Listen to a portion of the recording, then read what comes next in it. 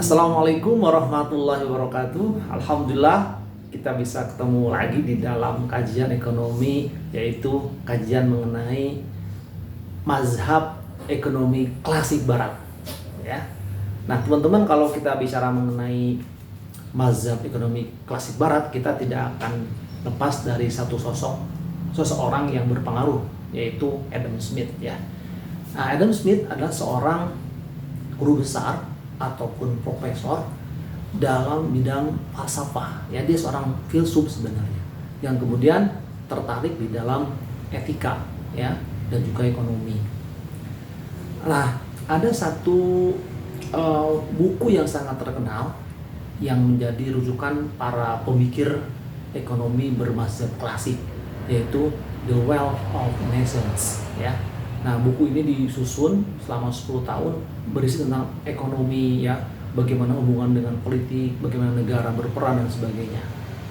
Nah, bicara mengenai mazhab ekonomi klasik barat, falsafah yang atau fundament yang paling penting adalah membahas mengenai bahwa tata susunan masyarakat ya itu didasarkan atau mengacu pada kodrat alam ya.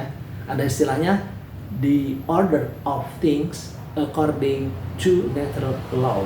Nah, ini menarik ya. Ekonomi itu bergerak secara alami gitu ya.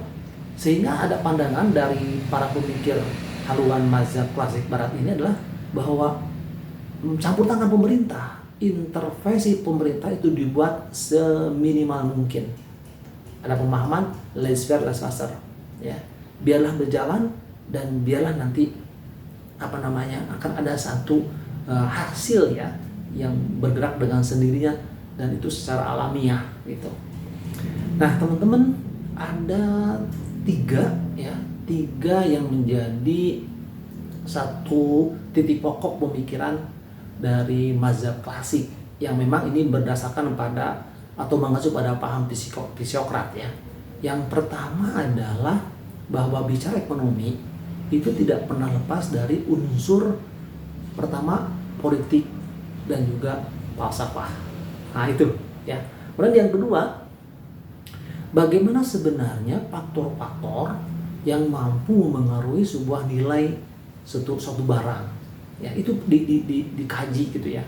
Mengkaji bagaimana sebenarnya nilai atau katakanlah harga sebuah barang itu apa saja yang memengaruhinya. Ya.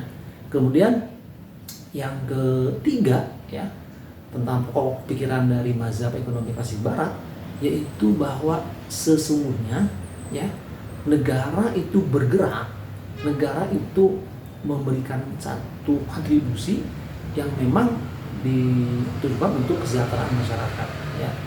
Meskipun memang negara itu tidak langsung campur tangan dalam urusan ekonomi, dalam penyediaan suplai barang dan jasa, tapi negara itu punya satu responsibility ataupun tanggung jawab di dalam penyediaan barang-barang publik ya, tentang infrastruktur, pendidikan, kesehatan, bagaimana jaminan hukum dan jaminan hankam itu dibahas ya dalam pokok-pokok pikiran mazhab klasik.